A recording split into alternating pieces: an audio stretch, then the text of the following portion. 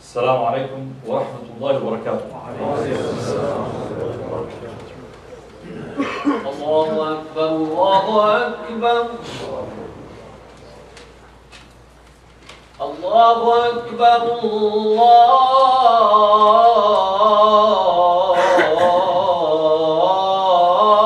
الله أكبر. أشهد أن لا إله إلا الله.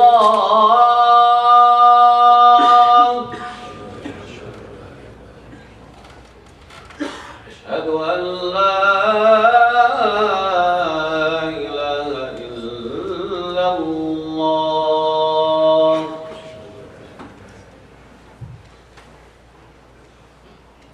أشهد أن محمدًا رسول الله.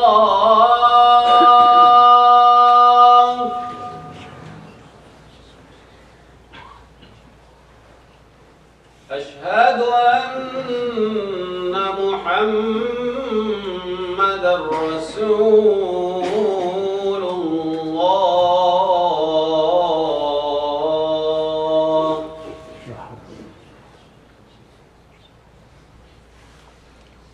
حي على الصلاة.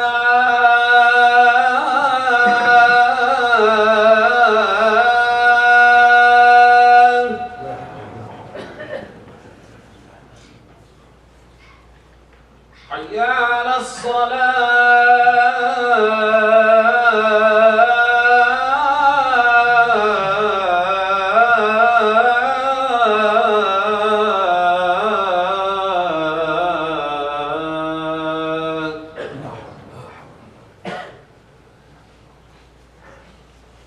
حي على الفلاح.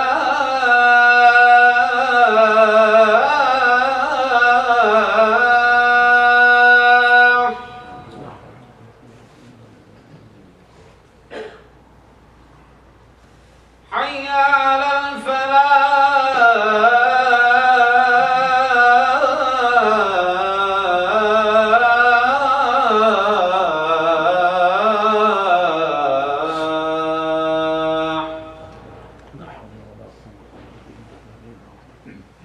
الله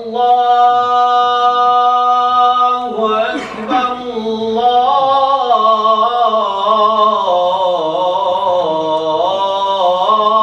الله أكبر. لا إله إلا الله.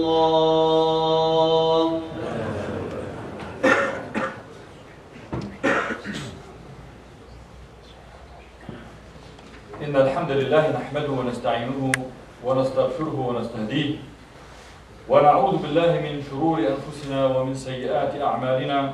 من يهدي الله فلا مضل له ومن يضلل فلا هادي له. وأشهد أن لا إله إلا الله وحده لا شريك له. وأشهد أن نبينا وحبيبنا محمدا عبد الله ورسوله صلى الله تعالى عليه وسلم وصفيه من خلقه وخليله.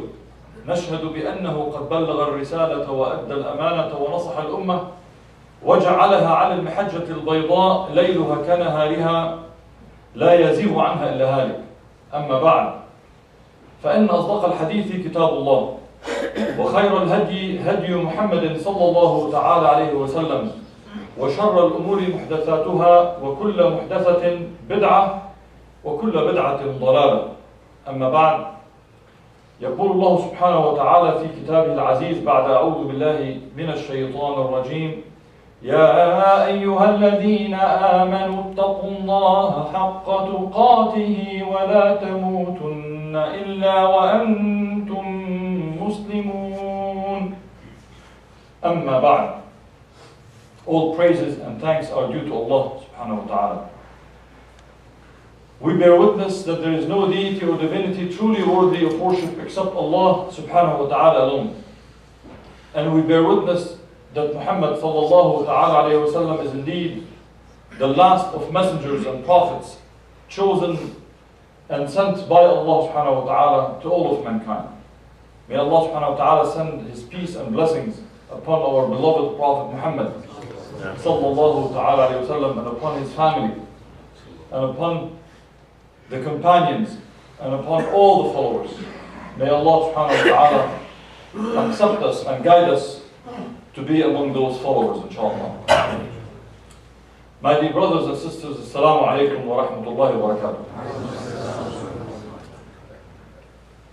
As I visited different areas and cities, and sometimes I get to visit people socially, yes, believe it or not, I get to do socially once in a while. What I've noticed is less and less people smiling, less and less people being happy. When you talk, they're always complaining about war, about the family, about the affairs of the world, about the affairs of the ummah, about different things, sometimes real, sometimes perceived. And it made me think, subhanAllah, that is this only, for the Muslim community, is something that is only afflicting our community? And I started reading, and apparently it seemed like happiness is something many other communities, if maybe worldwide, are missing. There's a missing aspect of our life where fewer and fewer people are saying they're happy, as surveys have shown. And you contrast that with the fact that actually our era, our time, our generation is probably the one generation that has most access to all the tools of comfort. Best jobs, highest income in the history of mankind, more tools of comfort, from transportation to electronics to entertainment to movie theaters to smartphones, to you name it. It's within our reach. But yet, subhanAllah, despite all of these tools and all of these factors and all of these elements of comfort or pleasure, yet we are the most or the least happy or the most unhappy human generation to ever have lived on this earth. And of course, I'm not talking about each one of us, but individually, generally speaking, as a community, as mankind. So I wanted to look at what are these factors. Why is it that despite all of that, we are feeling unhappy, or sometimes we use it interchangeably with depressed? And I wanted to clarify a few things. I'm not a specialized, certified person to speak on clinical depression. So I'm not addressing clinical depression. That's something Sheikh Yasser probably, may Allah, inshallah, bring him over for some visit. He can probably talk about that. He's specialized. So I don't want anyone to think I'm talking about medical or clinical depression. I'm talking about what we trivially sometimes refer to as depression. It's mostly like I wake up on the wrong side of the bed, I'm not feeling good. Instead of saying that, I say, well, I feel depressed today. I lost a job or I lost a business opportunity, I feel depressed. So sometimes we loosely use the word depression or depressed when it's really not really depressed. You're just not feeling good today. You just had a bad day today. That's it. You can move on. So I wanted to talk about what makes people unhappy. I went and researched, and I know as Muslims we have enough from the Quran and the Sunnah of our beloved Prophet ﷺ to explain things for us. But I decided to first hear what others who might not be Muslim, who are experts in the field, talk about that, and I wanted to share some of that with you. First of all, the definition of being happy, as the dictionary says, is basically what brings you satisfaction. That's really the generic definition from the Oxford Dictionary or others. Basically, it's what brings you comfort and satisfaction. Like we ask about, are you happy? Are you satisfied? That's really what it means. So one of these experts with the name James Montier, who is an expert on, one of the expert psychologists, actually did a research on the psychology of happiness. And his study matches what other experts in the field have said. And that is that there are three components of happiness for a person. Three components. What makes you happy depends on three factors. Now, just as a disclaimer, when I read others, they had different proportions of these factors. Some people said 1/3 of each, some people said 20%, 30%, 50%. Don't get stuck on the numbers. really it's not the important part. But what he says about 50% of individual happiness comes from the genetic point of view, meaning some people are preset to feel upbeat. Like you see them, two brothers, two friends, and sitting in the same situation, had the same upbringing. They look at this, the sun rising, and one is like, great. And the other person is like, oh man, another day. Right? Somebody's birthday, either somebody's like, hey, another day of maturity, or another person saying, another day closer to death. Some people are somehow just, gloomy about things. Some of that is genetic. Some of it is like, how susceptible are you to happiness? What makes you happy quickly? It could be 20%, 30%. This person said it's about 50%. The other factor, he said, is what they described as circumstances, demographics, social status, where you live. That brings about 10%. Others said a third. Meaning, if you were born maybe to a rich, well-to-do family living in Beverly Hills, chances are you might have better chance to be happy on certain things. If you were born in a refugee camp in Gaza or Burma or Syria, chances are you have less reasons to be happy. Again, this is one of the factors. According to the scientists, it's about 10%. Others said 20%. So meaning, your circumstances are not a major factor. Your social status, you might be rich, and we see that. Some of the highest ratios of suicide that we see in our society hits people who actually are well-to-do. We hear about celebrities who have reached the top level in success and income, and yet they don't reach that happiness. So it is not the social status, it's not the economic status. That is a smaller factor. The third factor in your individual happiness, they said, is an individual's happiness is derived from intentional activities. Things that you choose to do deliberately. SubhanAllah, about 40%, others said 50%. You can impact your level of happiness by choosing what to do, by choosing where to be, deliberately. SubhanAllah, we sometimes, what most of us do, ignore that factor, and we allow for the others to impact our happiness or lack of happiness. So, how does that impact? How do we analyze what makes people feel happy? Another scientist with the name of Mel Schwartz, who's a leading psychotherapist and expert, said, explaining why there is unhappiness in society at large these days. He said, many of us live dulled or boring lives, somewhat robotic in nature and devoid of deeper meaning and purpose. Our lives often become visionless and passionless. We live in an intensely competitive culture that rewards achievement and success. Our identity, our esteem become reflections of these external markers of achievement. Maybe to quickly translate. We're living in a society that is putting the focus on the wrong items. Basically, how we feel about ourselves, our happiness goes up and down, is based on these milestones or these landmarks or these points in society that judges us. What is your level of income? What car do you drive? Where do you live? What kind of clothing do you wear? Your looks. So we have set standards in society saying these are the standards of happiness. We as human beings. And now we judge others and also judge ourselves because we compare ourselves to these benchmarks. So you know what? My income is that only. My car is that. My house is that. Then therefore I should not be happy. But here's what happens. The desire, he continues, the desire to fit in and conform induces us to lose our inner voice. We are products of a cultural belief system that ignores or devalues matters of the heart and then turns and points its accusatory finger at those who suffer. When we do so, we victimize the victim.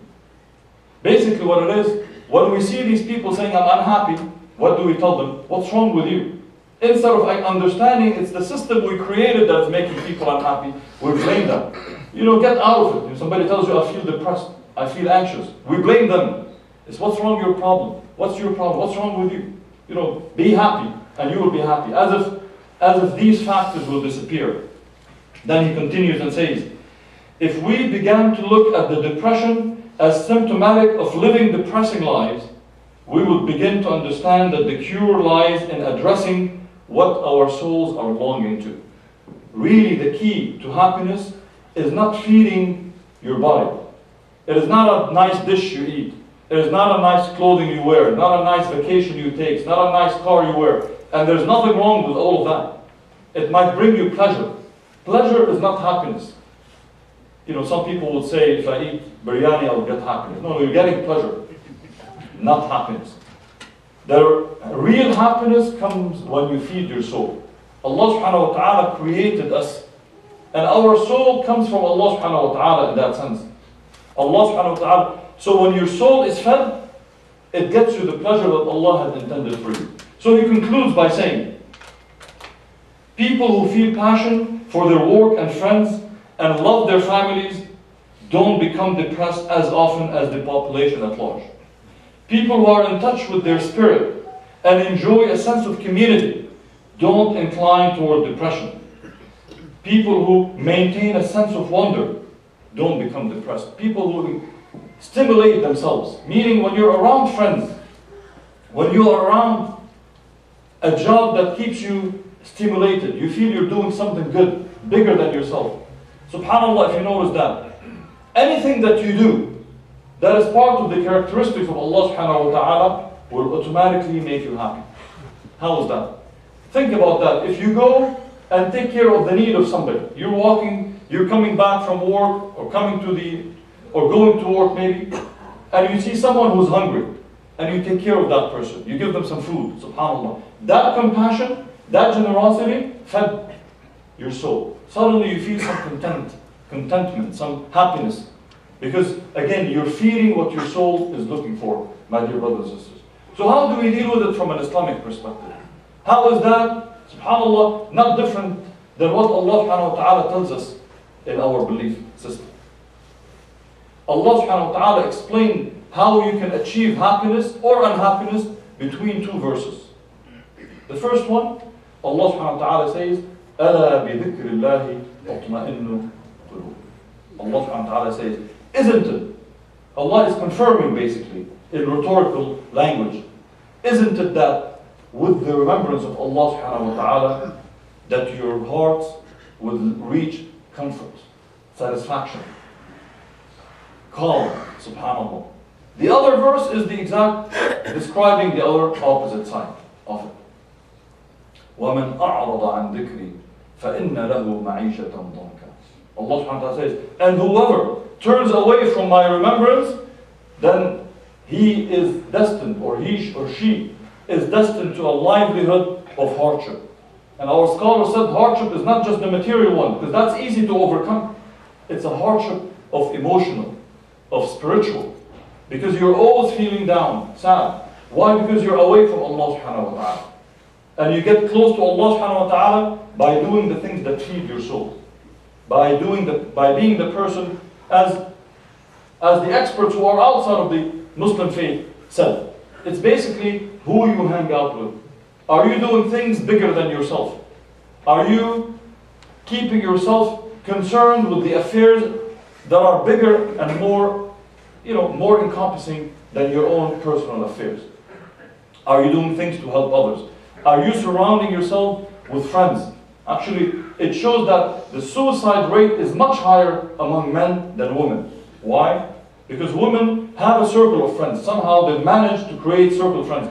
Men are hard, difficult to trust and make these circles. That's why actually depression is higher and suicide is even higher. Because it is not easy for us to open up and feel comfortable and allow people into our comfort zone. SubhanAllah. So being the person who is closer to Allah subhanahu wa ta'ala, being thankful to Allah subhanahu wa ta'ala, connecting with Allah subhanahu wa ta'ala. Dhikr, when we say أَلَا بِذِكْرِ اللَّهِ, it is not only making dhikr as we sometimes understand. Say La ilaha illallah, Muhammad Rasulullah, Alhamdulillah. All of that dhikr is good, but that is only one form of dhikr. Your prayer is a dhikr. Your 5 daily prayers when you connect with Allah subhanahu wa ta'ala, subhanAllah. Think about that. How the Prophet ﷺ, when he used to describe the prayer, and he would ask Bilal, may Allah be pleased with him, he would say, أَرِحْنَا بِهَا يَا Bilal. Oh Bilal, Instead of saying, call for the prayer, make the adhan, what did he used to say? He said, bring us what will bring us discomfort. Call upon this that brings us comfort. أرحنا بها. Bring us what brings us this raha, this comfort. What is he talking about? He's talking about the prayer. SubhanAllah, what a beautiful way to describe it. SubhanAllah, the small things you do. When you fast, you feel closer to Allah subhanahu wa ta'ala. Why? Because you're depriving your body of what it needs and you're only feeding your soul at that time. Think about how happy you are in Ramadan. How sad it is when we get close to the end of Ramadan. Some of us, wallahi, are in tears sometimes. Ramadan is leaving. What do we do? SubhanAllah. Why? Ask yourself, why am I so comfortable when I pray? During the day and everything is hectic. When you take 5 minutes to come and pray, SubhanAllah, suddenly you feel like there's a dose of comfort that you get. A dose of relaxation when you're fasting, when you're helping the needy, when you're helping the poor, when you stand up for justice. All of this because now you are making remembrance of Allah subhanahu wa ta'ala. My dear brothers and sisters, even a smile, subhanAllah. Even when you walk, the Prophet ﷺ told us, even smiling in the face of your brethren is a sadaqah. Is a sadaqah. It has a social impact. Actually, smiling is beneficial to you because when you smile, as studies have shown, it actually automatically, in a way, prepares you to be happy. If you frown, you're going to think, I need to be unhappy. Automatically, subhanAllah. It conditions you. When you're smiling, try leaving home smiling. Meeting with people smiling. And it's contagious. Try that anytime. Look at somebody when you see them and you say, Salaam alaikum, and smile. Automatically you're going to smile back to you. But if you frown, it's also contagious. Not just in terms of the muscle movement, but actually from the feelings. If you enter home after a long, heavy, busy day, hectic day at work, and you enter your home and you're frowning, and you're in a bad mood, you just ruin the mood for everybody at home. You go to the workplace because you just had a bad traffic day, and you're frowning. SubhanAllah. If on the other hand, you're actually smiling, you're actually gaining a sadaqah, because you're sharing a sadaqah, you're making yourself happy, and you're making others happy. These are small things that I wanted to share with you. Make sure you're around good friends who uplift you, people who get you closer to Allah subhanahu wa ta'ala. The one who gets you closer to Allah subhanahu wa ta'ala is contributing to your happiness. The one who pushes you away from Allah subhanahu wa ta'ala or takes you to places and actions that displease Allah subhanahu wa ta'ala, they are contributing towards your depression, your unhappiness. We have full control on a big chunk of our happiness. We can decide if we want to be happy or not. We can decide if we want to make our society happier or not. And then when we're happy, we can plan, we can think, we're hopeful, we're optimistic. Wallahi, even in the face of the hardest of moments, the Prophet ﷺ taught us to be hopeful, optimistic, happy. When we think of Islam, I hear this from youth, and I hear this sometimes from our non-Muslim friends. They said, Islam is a very serious, rigid religion. I said, no, it's not. It is not. It's actually a fun religion. Wallahi, it's a fun religion. It's a pleasant religion. SubhanAllah. If you think about everything that we do, the social aspect, the loving, the compassion, the generosity of treating each other. But we have turned it into some rigid, boring, sometimes unhappy phenomenon. And people say, when I go and see the imam or the shuyukh, they're always frowning, and I ask them anything, they never joke. But that's not, number one, alhamdulillah, most scholars and imams are not like that. This is a wrong stereotype. And more importantly, our beloved Prophet ﷺ and the Sahaba were not like that. They used to joke, they used to be happy, they used to uplift each other, uplift their families. When we hear the stories narrated about the life of the Prophet ﷺ, we hear about the jokes he made. We hear about how smiling he is, how patient he was all the time. Let's contribute back to this happiness, because unfortunately, wherever we go nowadays, we are surrounded by this level of unhappiness. I hope, inshallah, that we as a community will contribute to uplifting people's morale and boost their happiness. أقول قولي هذا وأستغفر الله لي ولكم فاستغفروه فيا فوز المستغفرين.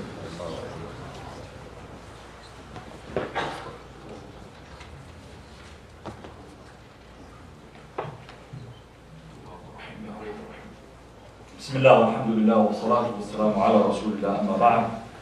Before we make dua, I just wanted to do a couple of reminders. Number one is, Tomorrow, inshallah, CARE will be hosting its annual banquet.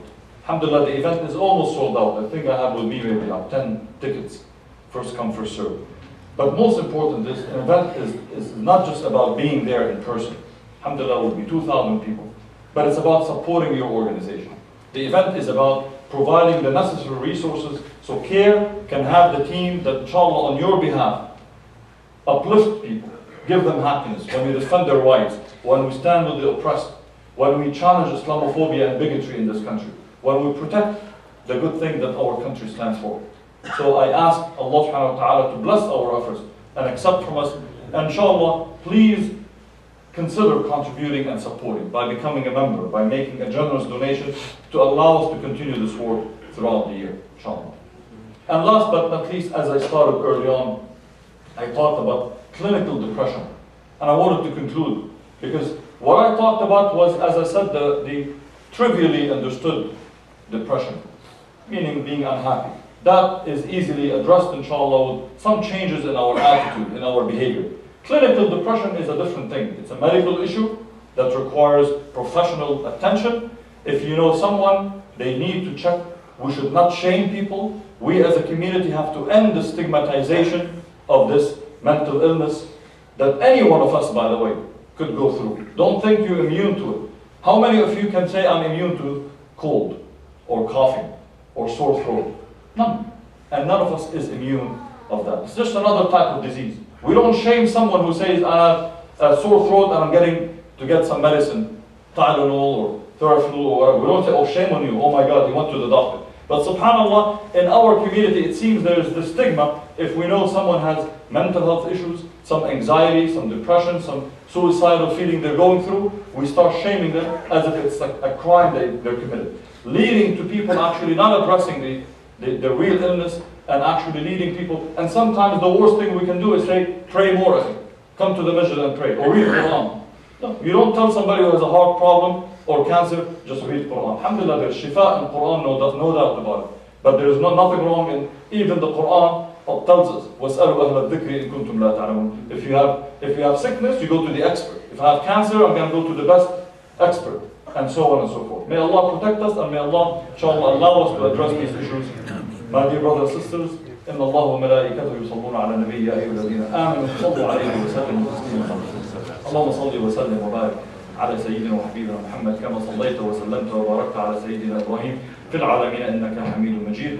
اللهم اقسم لنا من خشيتك ما تحول به بيننا وبين معصيتك ومن طاعتك ما تبلغنا به جنتك ومن اليقين ما تهون به علينا مصائب الدنيا. اللهم متعنا بأسماعنا وأبصارنا وقواتنا أبدا ما أحيتنا واجعله الوارث منا واجعل ثأرنا على من ظلمنا ولا تسلط علينا بذنوبنا من لا يخافك فينا ولا يرحمنا. اللهم لا تجعل الدنيا أكبر همنا ولا مبلغ علمنا. اللهم اجعل الجنة هي دارنا ومأوانا ومآلنا وهمنا يا أكرم الأكرمين. اللهم من أراد بالإسلام والمسلمين خيرا فوفقه إلى كل خير ومن أراد بهم شرا فخذه أخذ عزيز مقتدر. اللهم نسألك أن ترفع البلاء والمحن عن إخواننا في كل مكان ونخص بالذكر إخواننا في سوريا وإخواننا في فلسطين ونخص بالذكر إخواننا في غزة وفي بيت المقدس وفي العراق وفي اليمن وفي كشمير وفي بورما وفي الصين. اللهم كن مع إخواننا في أفغانستان وباكستان والهند وبنغلاديش. اللهم كن مع إخواننا في الصومال. اللهم كن مع علمائنا المسجونين في كل مكان ونخص بالذكر الشيخ سلمان العودة والشيخ صفر الحوالي وغيرهم من العلماء وإخوانهم. اللهم نسألك أن ترحم أخانا الشهيد إن شاء الله جمال خاشقجي. اللهم تقبله شهيدا. اللهم عليك بمن قتله. اللهم عليك بمن ستر عن جريمته. اللهم إن كان مسببا لها اللهم عليك بهم. اللهم كن مع المسلمين ووحد صفوفهم وألف بين قلوبهم وتقبل منا واغفر لنا وارحمنا أنت خير الراحمين. وأقم الصلاة.